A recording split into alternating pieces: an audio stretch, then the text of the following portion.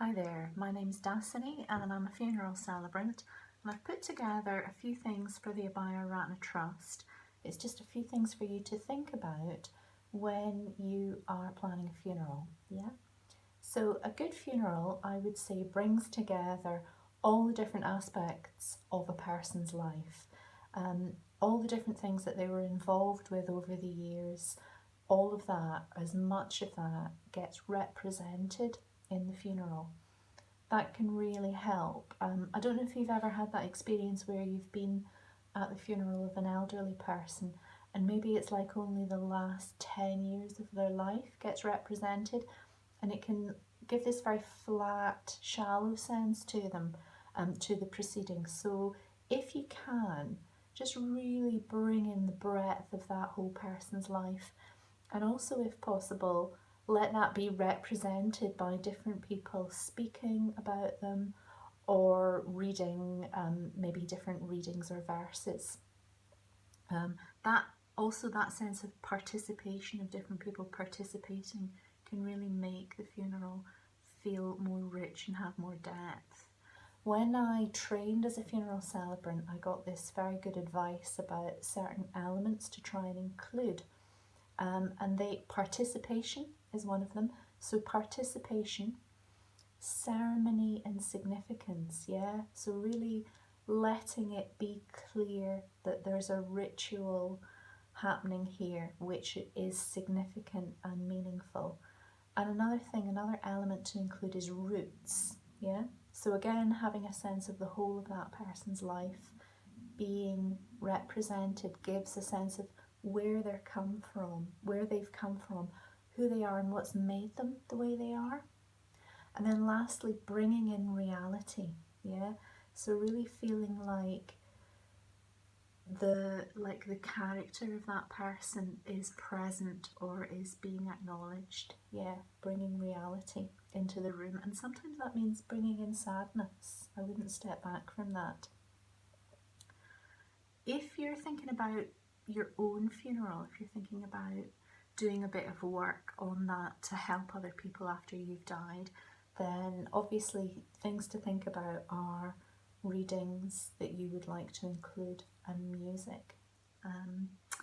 And that is obviously helpful. It can be very helpful for the people who are putting together your funeral because it helps anchor them in things that you have said that you would like, and it gives them confidence that the readings that they've got are voicing what is meaningful and significant for you, and the music creates the tone that you would like. However, at the same time, I would say hold back from pinning everything down, yeah? Because the people who are organising the funeral, it's good for them to feel like they have some agency in what they're making.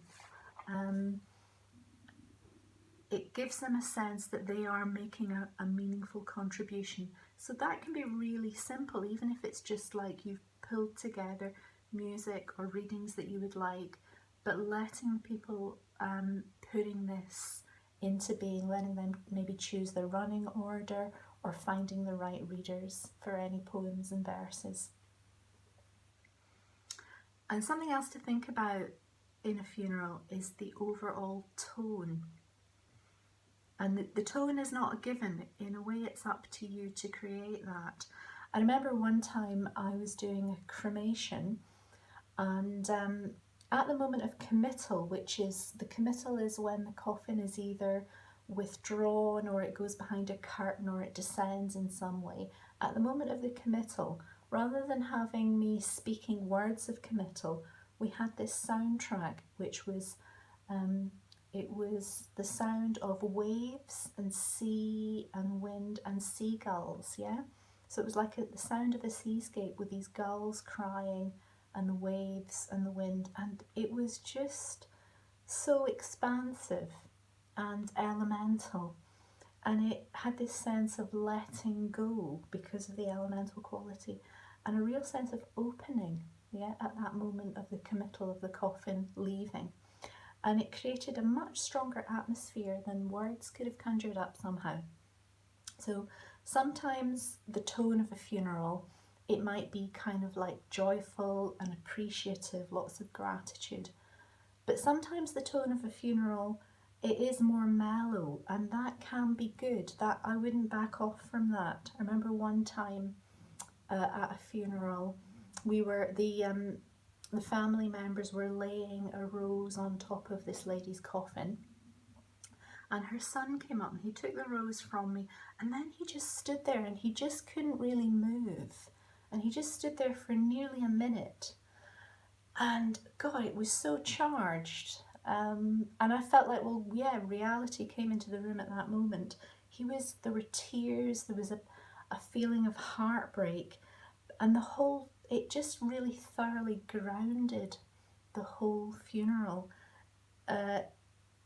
Sadness was present, and it gave a sense of real reality, and so not backing off from emotion. When it's spontaneous like that, it like I say, it landed the whole funeral, and it felt appropriate. It felt appropriate for him, and everybody else kind of relaxed at that moment. There was something quite beautiful about it. If you're thinking about your own funeral, something that you could do, this might even be a little bit risky, but something that you could do is choose to write something brief, which is only for that occasion, and it's a direct message from you to everybody who's gathered there. So, I mean, that could be like a few words of appreciation, or you could be maybe sharing a particular memory with them.